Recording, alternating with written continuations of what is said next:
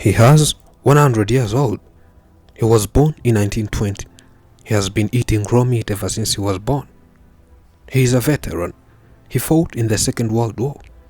He experienced slavery before it was abolished. He had a wedding that shocked everyone.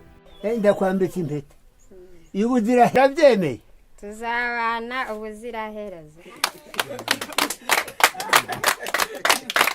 Erekana impeta.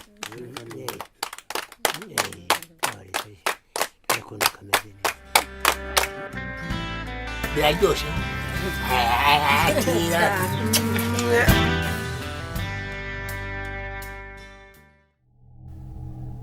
He finally had sex after 100 years. Meet our oldest veteran.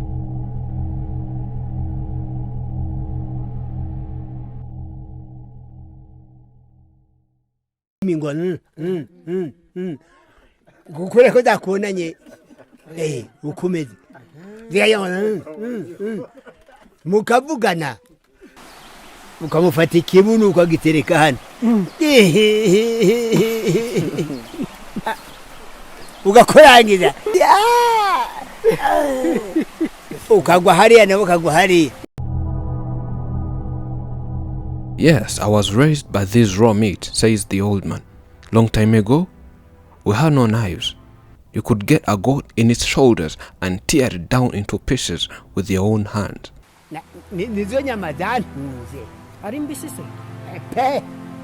Since 2004, I've been working with this knife of mine, showing people how to eat raw meat. Because when you fry such a meat, it loses its vitamins. How long have you spent without being sick? Well, it's been a long time without being sick. In all 100 years I have. I once was sick by when I was in my 20s, and my father gave me a fermented alcohol. I drank for once. For the second time, I was fine. From that day, I have never suffered any disease, whether malaria, diarrhea, or any other. And you can see, I'm still strong. During your first hunting, which animal did you kill first?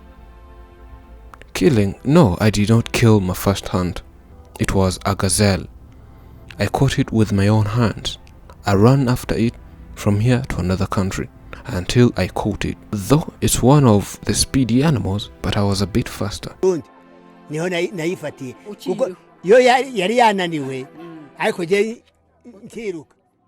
ran till reaching Burundi, and the gazelle entered the bush. I followed it there, pulled it with my legs, and the gazelle turned to bite. And I stung first. Bite before it does. And by then you would not even wait cooking it. No, what you did was throwing the intestines, then enjoy it up. But now I still do the same. I can't waste my meat that I'm cooking. I just eat raw meat. Yeah, we also know, says neighbors. He goes on to the butcher, buys meat, adds salt, then enjoys it. During those days when we were soldiers at our time, we fought with arrows and spears. You had to make sure you're in a good condition, calculate the enemy, then at the right time, throw the spear at them.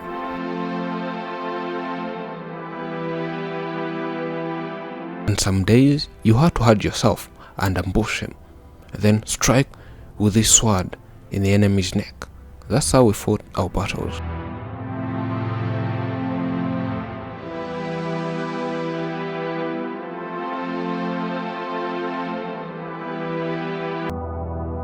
And let me show you how we dressed long time ago. People are going naked on the streets these days. You find a mother showing off all her body. The dress code these days is wicked. How could one respect them? Long time ago, we could cover the whole body. Note of these days when one goes by showing their underwear.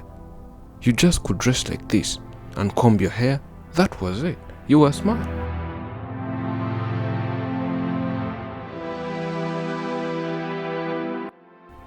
Tell us about the Second World War. It all started when I was grazing my cows in the field in the southern part of the country, and whites came and called me.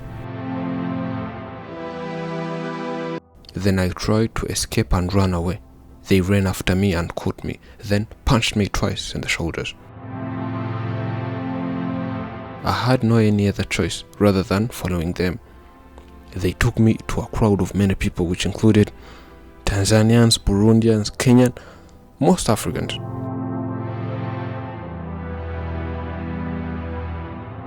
We traveled miles and miles, walked through valleys, climbed mountains, swam rivers and lakes, all by foot, and all the way to South Africa, barefooted.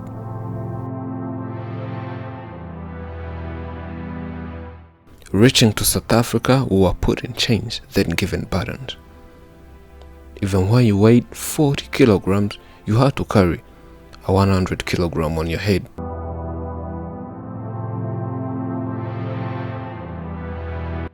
I will move chain in groups, 5 each, and whenever you could fall or even slip, you could be given strokes until death. They had kind of a metallic stick that had thorns. It would wrap up your whole body and take off your skin. We were forcibly transported across the Middle Passage to serve as slaves in the New World.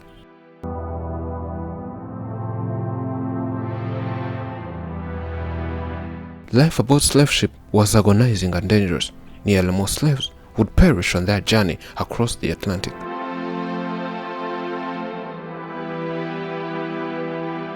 During the journey, we did not know where we were heading. We had just to follow the orders of our masters. And lastly, we found ourselves in China.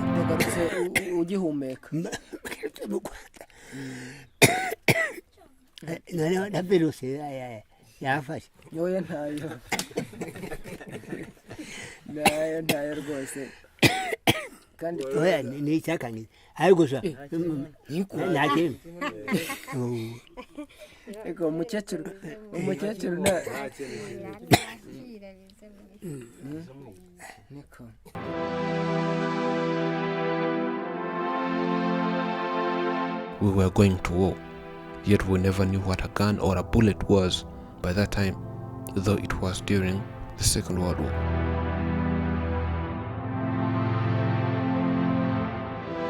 What we did on the battlefield was carrying luggage of our masters, which included weapons and their food, yet we only ate once a day. We were never trained to fight. We never fought on the battlefield. We could watch them fight from the nearby hill, but sometimes a bullet would come from nowhere, straight to your head, and you're gone. There were even no barrier. Your carcass rot from there, and we moved. Who cared? For God's mercy, I came out alive. Then from China, we were put in airplanes.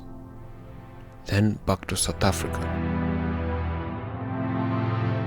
Then classified in groups according to our nationalities. Then we were brought back to our countries. You see this scar here? I was shot during the local war here in 1963 when we were fighting. I had a bow and a spear on the battlefield, and my rival had a gun.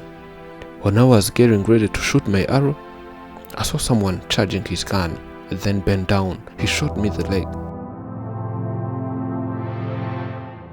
And he who shot me thought I was already dead. I used herbs for treatment, not like you, who take pills every time you are sick.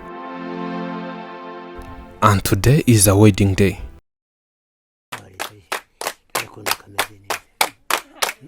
Your wedding day will come and go, but may your love forever grow. Best wishes on this wonderful journey.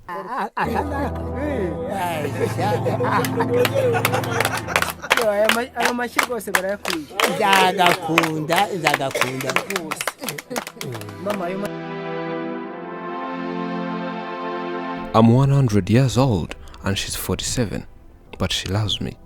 I'm putting this ring on you, which means love.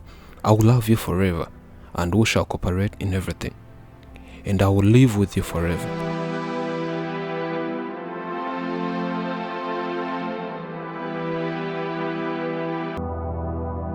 Don't you see it's good? We will be together forever and ever.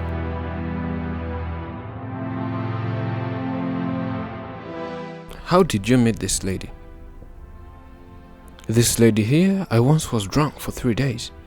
The next day, I had hangover. I met her and told her to get me more beers, but instead of getting me beer, she went and prepared me soup and brought it in a bowl. So I drank soup. Oh, I felt better. She returned at her place, and I remained home drinking more beer. But I kept thinking about her. After 3 days at around 2 p.m., she passed by. I greeted her and invited her to come to my house at 6 p.m. So she accepted my invitation. Aye. Nanjye tuzabana ubuziraherezo. Ngaho yinyambi. Urabyemeye? And since my first wife had died in 1959, when I had fled with my wife and 4 children to Burundi, 3 girls and 1 boy, my wife, my dad, and my mother were burnt in a house. Since then, I had never met any woman since fleeing to Burundi. As long as it was prohibited during the war against Idi Amin, meeting a woman was prohibited, and during the Liberation War that started in 1990, here in Rwanda, it was also prohibited. I had never had sex ever since until I met this lady here in 2011. And because on the past years I was serving in the army, all those years my staff had slept. It did not even elect.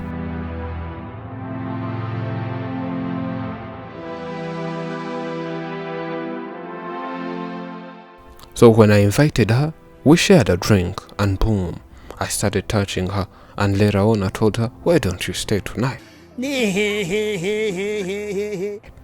And she agreed. So from that night, we have been living together. I would not let her go. And she also enjoyed. And we've been together ever since, and today I'm turning 100 years.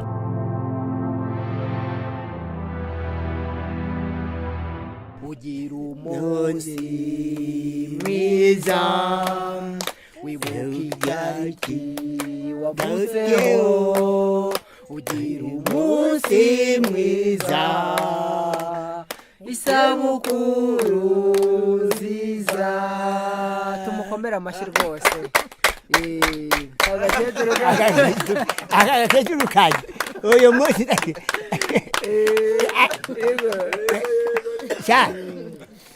ndaza kubimubwira. So as you're celebrating 100 years old, what are you thankful for? I'm happy today, and I will dedicate my happiness to this beautiful wife here. Reaching this milestone, let me say it's not easy, and I'm still strong as you saw. I can even stretch myself and dance.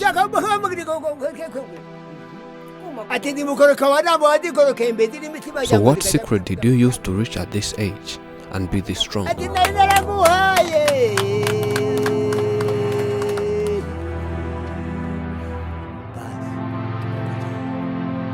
Oh, I may say it's by God's grace first, and 2, these foods people eat nowadays.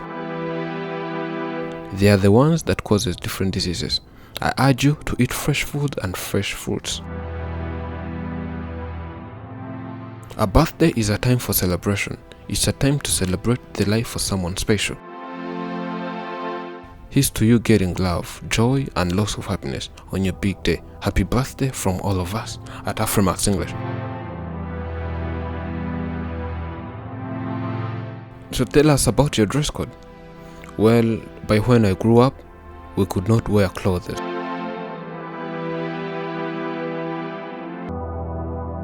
We could live naked until someone got married, whether male or female. Everyone had no clothes. It's much different to today's situation, and we could wrestle with girls, but no sex idea. I even failed to have sex for the first time I got married, but later on learned. I was given this pair by my parents as an award that I had grown up, and all this height I'm wearing. And you were to be given this height only by one condition, only after getting married. So before you married, you could go naked, and the marriage could be organized by your father and fathers-in-law. They are the ones who could go and get you a bride. There was no such things like proposals and dates of nowadays. They could choose a wife for you, and you had to accept.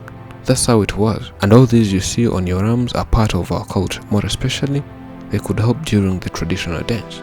niko bambara kera nta makaruvati ubwo no kuvuga ngo ukiri ingaragu wabaga wambaye ubusa. By then you had to walk with a spear and a sword because there were so many jungles with many wild animals, including lions, wolves, hyenas, cheetahs, tigers, leopards, to name but a few.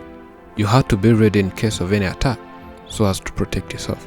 And these hides from sheep had some magics. When wearing it, those animals mentioned above would not attack to you. Instead, you would call them and discuss with them, more especially snakes.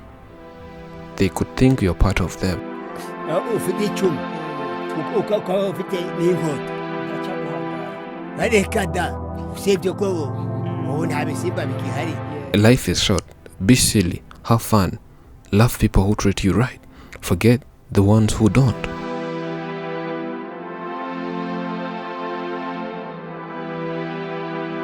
Believe everything happens for a purpose and seek that purpose. Thank you for watching. I'm Elijah and this is Afrimax English. Remember to subscribe and turn on the notification icon for more. We love you.